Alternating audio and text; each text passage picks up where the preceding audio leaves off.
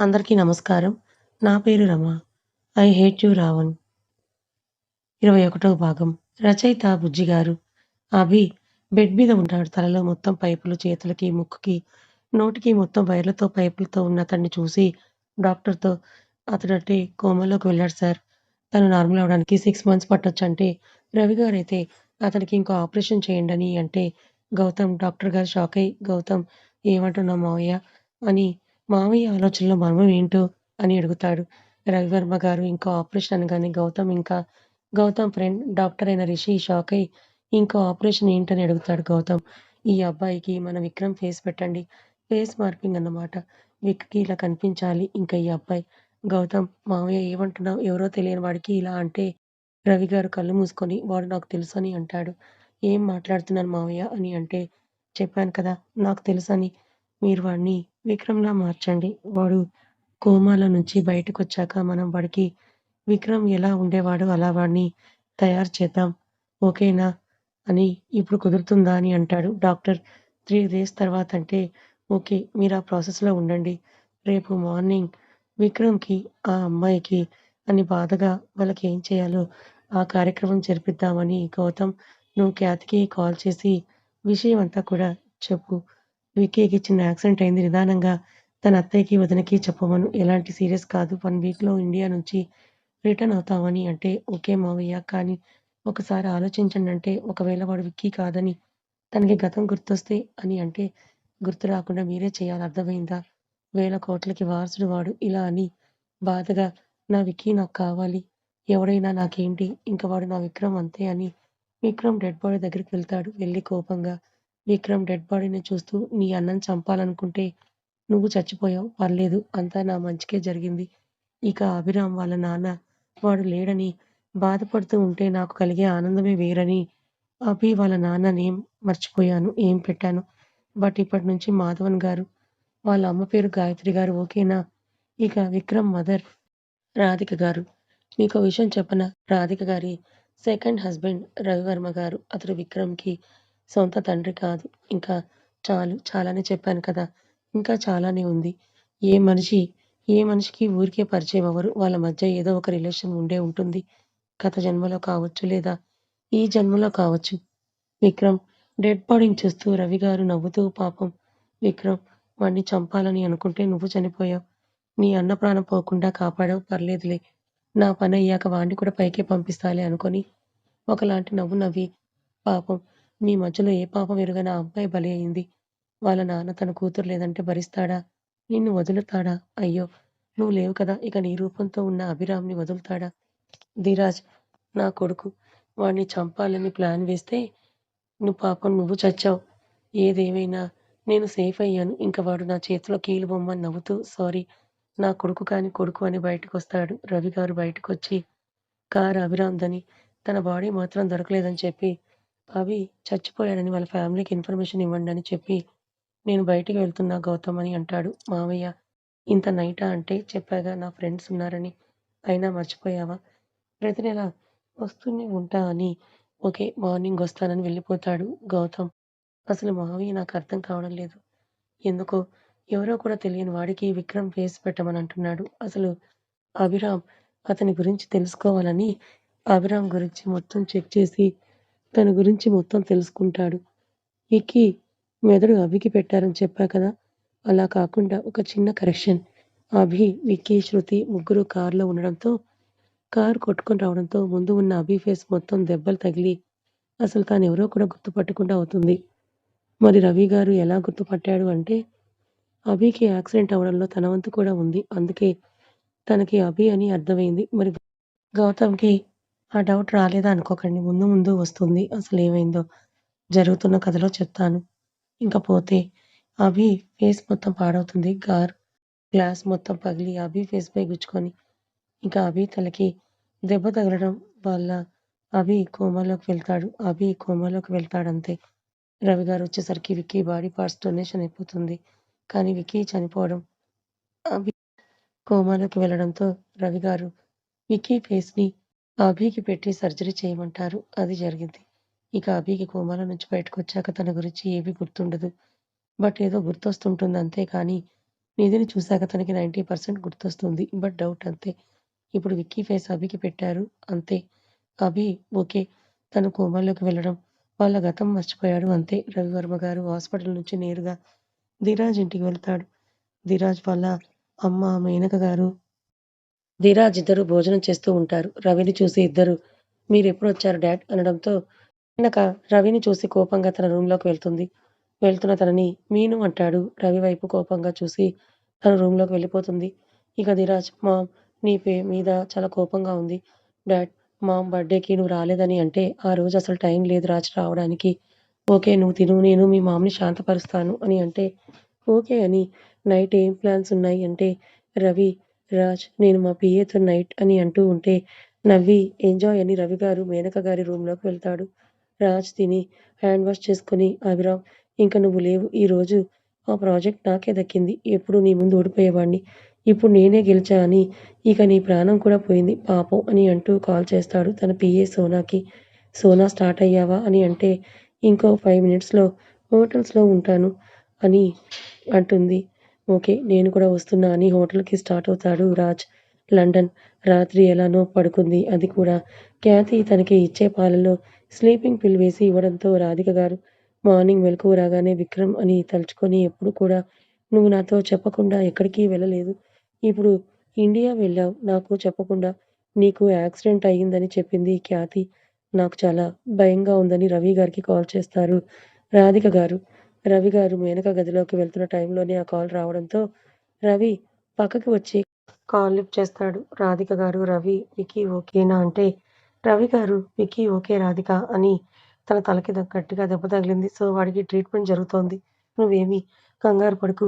Serious ఏం కాదు. ఒక 5 డేస్‌లో వాడితో సహా వస్తాను. అప్పటి వరకు నువ్వు అని అంటే ఓకే. రవి ఆఫీస్‌కి వెళ్తాను నేను. Okay thanks Radhi. విక్కీకి ఏం కాదు. వాడిని నీ ప్రేమ ఎక్కడున్నా బ్రతికిస్తుంది. నీ కొడుకు నీ దగ్గరికొస్తాడని. ఓకే. గుడ్ నైట్ అంటాడు రవి. ఓకే రవి ఉంటానని కాల్ కట్ చేసి తన బట్టలున్న ర్యాక్ దగ్గరికి వెళ్లి తన చీరల కింద ఉన్న తన పెళ్లి ఫోటో తీసుకొని చూసి ఏడుస్తూ ఉంటుంది. ఇది గత 30 సంవత్సరాలుగా చేస్తున్నదే. ప్రేమించి పెళ్లి చేసుకొని హ్యాపీగా ఉన్న వాళ్ళిద్దరిని వాళ్ళ నాన్న విడదీసి తనని రవికి ఇచ్చి పెళ్లి చేశాడు. రవితో తనకి పెళ్లి మాత్రమే అయ్యింది. కానీ వాళ్ళిద్దరి మధ్యలో ఎలాంటి శారీరక సంబంధం లేదు ఇప్పటివరకు. సమాజానికి మాత్రమే వాళ్ళు ఇద్దరు భార్యాభర్తలు కానీ రూమ్‌లో ఎవరి బెడ్ వాళ్ళదే. జస్ట్ ఒక ఫ్రెండ్‌లా అంతే. రవి, రాధి రాధి మనసులో ఎప్పుడూ మాధవన్ గారే ఉన్నారు. మాధవన్ గారంటే అభి ఫాదర్. ఇక్కడ రాధి గారు మాధవన్ గారిని తలుచుకుంటూ ఉంటే అక్కడ మాధవన్ గారు ప్రాజెక్ట్ చేజారింది. వేల కోట్లు వచ్చే ప్రాజెక్ట్ మిస్ అయింది. ఇక అభి ఎక్కడ? వాడు వస్తున్నా అని కాల్ చేశాడు కానీ ఇంకా రాలేదు. ఎక్కడికి వెళ్ళాడు? ఎవరికీ చెప్పకుండా వెళ్ళాడు. ఎక్కడికి వెళ్ళావు అభి? అని అభి కోసమే బాధపడుతూ ఉంటే వాళ్ళ అమ్మ, ఇంకా వాళ్ళ భార్య గాయత్రి గారు అభి కోసమే కంగారు పడుతూ ఉంటారు. ఇప్పుడు ఇక కథ మొత్తం అభికి యాక్సిడెంట్ అయిన రోజు నుంచి ఉంటుంది. ఈ 5 సంవత్సరాలలో ఏం జరిగింది అనేది ఉంటుంది. వేద్ వెళ్లి కార్ చూసేసరికి అది అభి కారే ఉండడంతో కంగారుగా బావ కార్ అభి అని కార్‌ని బయటకు తీసి చూస్తే కార్‌లో ఎవరూ ఉండరు. అందరూ బాడీ నీళ్లు దాటి కొట్టుకుపోయి ఉంటుందని అంటే వేద్ ఒక నిమిషం అలా ఉండిపోతాడు. లేదు అభి నువ్వు లేవంటే నేను నమ్మను అని తన మనసుకి అభికి ఏం కాలేదని చెప్తూ ఉన్నా కానీ అభి బ్రతికి ఉంటాడా అనే ఆలోచనలో పడ్డాడు. హాస్పిటల్‌లో రవివర్మ గారొచ్చి గౌతమ్‌కి విక్కీ బాడీ, అభి బాడీ అని వా వాళ్ళ ఫ్యామిలీకి చెప్పండంటే గౌతమ్ అదేంటి మావయ్య విక్కీకి చివరి కార్యక్రమం జరపకుండా అంటే చెప్పించేయి గౌతమ్. అభిరామ్‌కి విక్కీ ఫేస్ పెట్టాలి. ఈరోజు కుదరకపోతే రేపైనా పెట్టాలి కదా! సో, ఏర్పాటు చేసుకొని ఈ బాడీ ఎక్కడ దొరికిందో ఇక్కడికి తీసుకువచ్చామని తన ఆర్గాన్స్ డొనేట్ చేశామని చెప్పామని చెప్పు. ఆ అభిరామ్ ఆల్రెడీ తన ఆర్గాన్స్ డొనేట్ చేయాలని ఎప్పుడో అనుకుంటాడు. సో, విక్కీ డొనేట్ చేశాడు సరిపోయింది కదా! నువ్విప్పుడు విక్కీ బాడీని అభి బాడీగా నమ్మేలా చేసి, ఇక అభి లేడని చెప్పించు. మనం అభిరామ్‌కి సర్జరీ అయ్యాక వెళ్ళిపోదాం ఓకేనా? అంటే, మావయ్య నాకు ఈ విషయం నచ్చడం లేదు అని అంటే, రవి గారు బాధగా నాకు కష్టంగానే ఉంది కానీ తప్పదు కదా! అత్తయ్య గురించి ఆలోచించు. విక్కీ లేడంటే తను బ్రతకదు. తనకసలే హార్ట్ ప్రాబ్లమ్ ఉంది. ఇప్పుడు వెళ్లి ఒక అమ్మాయి కోసం తను చనిపోయాడు.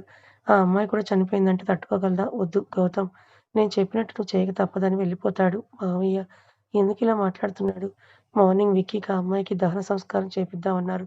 ఇప్పుడేంటి అభి వాళ్ళ ఇంటికి విక్కీ బాడీని ఎలా పాపం వాళ్ళని అనుకుంటూ వాళ్ళ అత్తయ్య గుర్తు రాగానే బాధగా ఒకరు బాధపడకూడదని అక్కడ అంతమంది బాధపడేలా చేయాల్సొస్తుంది. క్షమించు దేవుడా! అని చేసేదేం లేక నిన్న ఆఫ్టర్‌నూన్ ఒక బాడీ నదిలో దొరికిందని, అది అబీదని గుర్తించామని, అబీ వస్తువులు, అబీ బాడీ హాస్పిటల్‌కొచ్చి తీసుకువెళ్ళండి అని కాలొస్తుంది మాధవన్ గారికి. గౌతమ్ చెప్పిస్తాడలా. మాధవన్ గారు అసలేం విన్నారో అర్థం కాక మళ్ళీ చెప్పండంటే, అభిరామ్ అని మొత్తం విషయం చెప్పి తన బాడీ ఇంకా తన వస్తువులన్నీ తీసుకువెళ్ళండంటే కోపంగా అసలతను అభి అని ఎలా అంటే, సార్ మేమన్నీ తెలుసుకున్న తర్వాతే మీకు కాల్ చేసాం. కడప నుంచి వస్తున్న కార్ నదిలో పడిపోవడం, మీ అబ్బాయి ఊరి చివర ఎక్కడో కొట్టుకొచ్చి దొరకడం. అక్కడ వాళ్ళు మాకు కాల్ చేస్తే మేమే తనని ఇక్కడికి తీసుకొనొచ్చాం. మీరు రిపోర్ట్స్ చూడండి. ఇంకా తన వస్తువులు కూడా అంటే వాచ్, తన చేతికి ఉన్న రింగ్, మెడలో ఉన్న చైన్ అన్నీ చూసాక అన్నీ ఓకే చేసుకొని మీకు కాల్ చేస్తున్నామంటే ఏ హాస్పిటల్ అని అంటాడు. అతని నేమ్ చెప్తే నివేద్‌కి కాల్ చేసి విషయం చెప్పి శృతిని, నిధిని తీసుకురమ్మని చెప్తాడు. వేద్ బాధగా లేదు మావయ్య మన అభి అయి ఉండడు అంటే, లేదు వేద్ వాళ్ళు వాడి థింగ్స్ నాకు పిక్ పెట్టారు. అవి వాడివే. నేనెలా మర్చిపోతానని ఏడుస్తూ ఇప్పుడు గాయత్రికి, అమ్మకి ఈ విషయం ఎలా చెప్పాలో అర్థం కావడం లేదు. నిధి అసలే వీక్‌గా ఉంది. ఇప్పుడు ప్రెగ్నెంట్ కూడా. అభి లేడంటే అసలు నిధి అని అనుకుంటూ ఇప్పుడు ఎవరికీ ఏమి చెప్పకు అందరిని తీసుకొని రా అంటే, సరే మావయ్య అని బాధగా ఇంటికొస్తాడు. నివేద్‌కి ఏం అర్థం కాదు. ఎవరికి ఏం చెప్పాలో ఇంకా అభి నానమ్మ గారికి బాలేదని చెప్పి అందరిని వైజాగ్ తీసుకొని వెళ్తాడు. వివితకి, జీవాకి కూడా చెప్పేవాళ్ళు కూడా వస్తారు. అమిత్ గారు, మీరా గారు కూడా వస్తారు. అందరూ అలా అభి హోమ్‌కి వెళ్తారు. బామ్మ అని నిధి లోపలికి వెళ్ళగా అక్కడ దృశ్యం చూసి నిధి కింద పడిపోతుంది. నిధి అని అమిత్ గారు, మీరా పట్టుకొని తనని కూర్చోపెడతారు. అక్కడంతా నిశ్శబ్దం. అభి ఫోటోకి దండ వేసి ఒక బాక్స్‌లో ఒక బాడీని పెట్టి పూల దండలు వేసున్నాయి. గాయత్రి గారు అసలు మనలో లేరు. కళ్ళలో నీరలా కారుతూనే ఉంటే అలానే బాక్స్‌లో కనిపిస్తున్న అభి డెడ్ బాడీని చూస్తూ ఉంటారు. ఫేస్‌కి కూడా గాయాలయ్యాయి. అని మొహం మొత్తం కట్టు ఉంటుంది. ఓన్లీ కళ్ళు మాత్రమే కనిపిస్తున్నాయి. అభి, విక్కీ ఇద్దరు కవలలు అవ్వడం వల్ల వాళ్ళ రూపంలో కొంచెం మార్పు ఉన్నా ఇద్దరి శరీరంపై ఒకే చోట పుట్టుమచ్చ ఉంటుంది. ఇంకా ఇద్దరి ఫేస్‌లు, ముక్కు, కళ్ళు ఒకేలా ఉంటాయి. ఇది రవిగాడికి బాగా పనికొచ్చింది. ఒకడిని చంపి ఇంకొకడిని అక్కడ చూపించడం. మాధవన్ గారు వీళ్ళందరూ కడప నుంచి వచ్చేలోపు అభి దగ్గరికి వెళ్లి వాళ్ళు చూపించినవి చూసి అభినే అని కన్ఫర్మ్ చేసుకుంటారు. వాళ్ళ కొడుకు కుడి చేయిపై ఉన్న పుట్టుమచ్చ అది చూసి అభినే అనుకుని అభి అని ఏడుస్తూ "నువ్వు లేవంటే నేను నమ్మలేకపోతున్నానురా! అభి లేరా" అని ఏడుస్తూ ఉంటాడు. మాధవన్ గారి ఫ్రెండ్స్ తనని ఓదారుస్తూ "జరిగేది చూడరా ముందు మీ అమ్మగారికి, వదినకి చెప్పలేదు.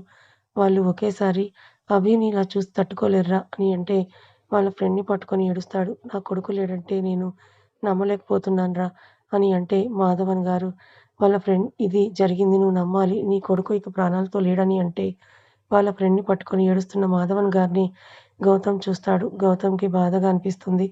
బాధగా ఉన్నా అతను నిజం చెప్పలేడు. అక్కడ ఉండలేక అభిరామ్ ఉన్న రూమ్‌లోకి వెళ్తాడు. వెళ్తూ వెనకకు వచ్చి అభి ప్లేస్‌లో ఉన్న విక్కీని చూసి చివరి చూపు కూడా నేను మిస్ అవుతున్నాను బావ. ఐ మిస్ యూ రా అని విక్కీని తలుచుకొని బాధగా అభి దగ్గరికి వెళ్తాడు.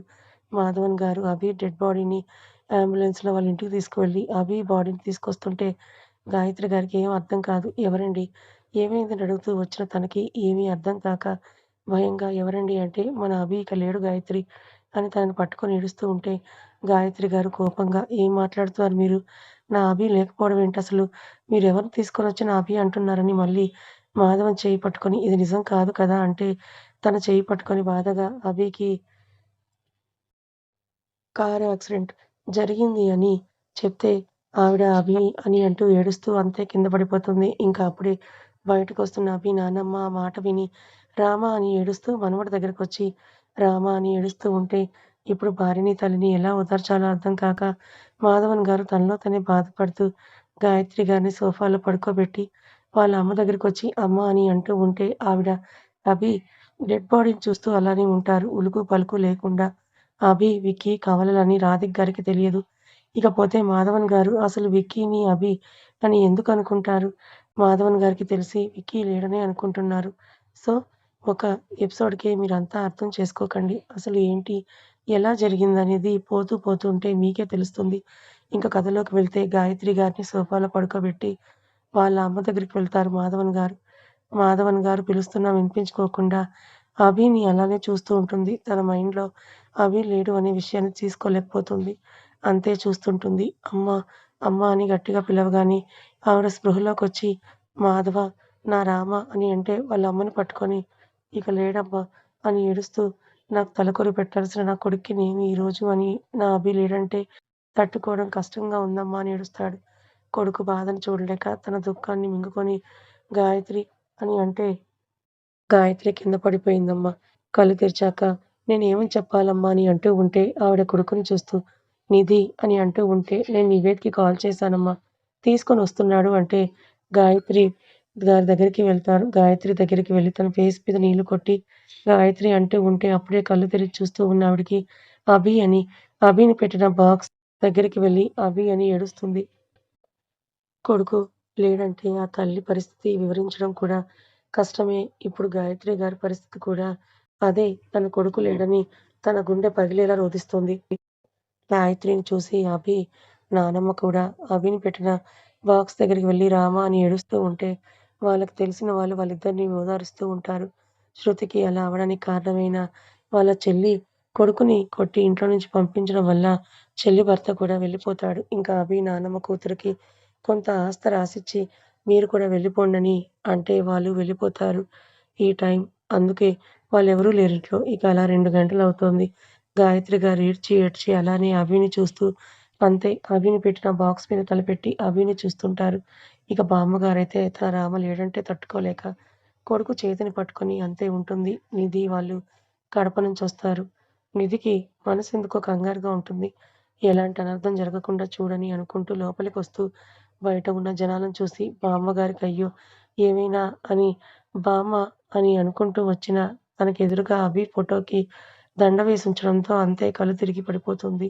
నిధి వెనకే వస్తున్న అమిత్ గారు నిధిని పట్టుకొని అక్కడ దృశ్యాన్ని చూసి ఒక్క నిమిషం అలానే ఉండిపోతారు. శృతి ఇంకా నడవడం లేదు కదా! సో, శృతిని వేద్ తీసుకొనొస్తాడు. లోపలికి రాగానే అక్కడ మొత్తం చూస్తూ అన్నయ్య అని ఏడుస్తుంది. వేద్ తనని అభి దగ్గరికి తీసుకువెళ్ళి అక్కడ ఉన్న చైర్‌లో కూర్చోబెడితే గాయత్రి గారు చిన్ని మీ అన్నయ్య ఇంక లేడురా! మనందరిని వదిలి వెళ్ళిపోయాడురా! వాడు లేకుండా మనం ఎలా ఉంటాంరా అని ఏడుస్తూ ఉంటే వివిధ జీవన్ కూడా లోపలికి వస్తారు. మీరా గారు గాయత్రి గారి దగ్గరికి వెళ్లి అభి లేడంటే తనకి నమ్మకం కుదరడం లేదు.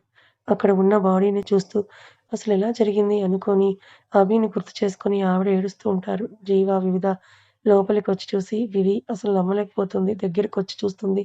మాధవన్ గారి దగ్గరికి వెళ్లి అసలతను మన అభియేనా అని అడిగితే అభినే అని అన్ని రిపోర్ట్స్ చూపిస్తే వివి అంకుల్ అసలు అభి అని ఎవరు కన్ఫర్మ్ చేశారంటే కాలొచ్చిందని పోలీసులు చెప్పారు అని అంటే వివి అభికి లెఫ్ట్ హ్యాండ్‌కి ఒక గాయం ఉంటుంది. నేను కుట్లు వేశాను.